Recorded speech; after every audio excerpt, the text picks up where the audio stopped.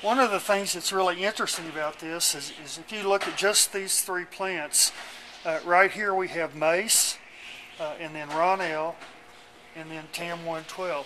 Mace has a specific gene for resistance to wheat streak. It's wheat streak mosaic number 1. Ronell has a different gene for resistance, wheat streak number 2.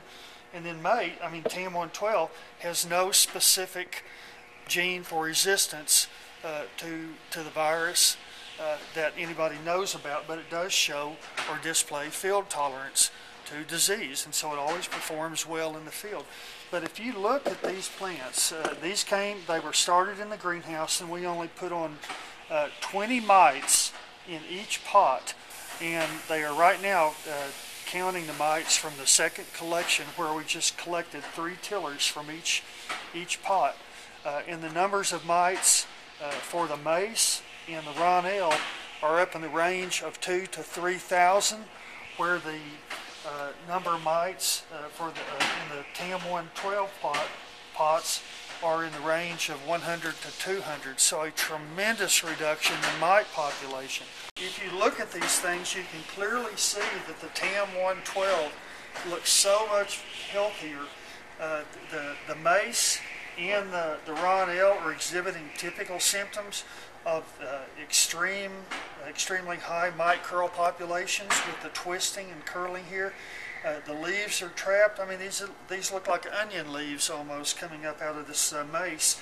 And then over on the Ronell, you see the typical yellowing and streaking and mottling that is associated with wheat streak mosaic virus. But then you come over to the TAM 112, the leaves look almost normal. So it is infected by wheat streak. There's no question that the virus is in there. And compared to the healthy controls, this won't yield nearly as well. But if you think about an entire field of this, and maybe you have a field next door of one of these susceptible lines where you have massive number of mite populations, they blow into your TAM 112 field, all of a sudden the mites aren't building up to as high a population. The virus isn't building up to as high a population in the infected plants. And so as you move across the field, the number of mites gets less and less and less.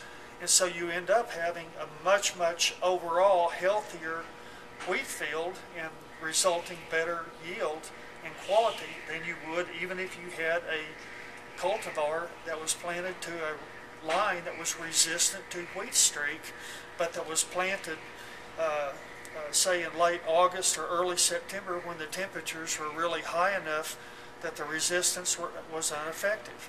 And that's what this whole study is about, trying to look at how the temperature fluctuations that the crop goes through in the panhandle at this time of the year is going to impact the overall disease development.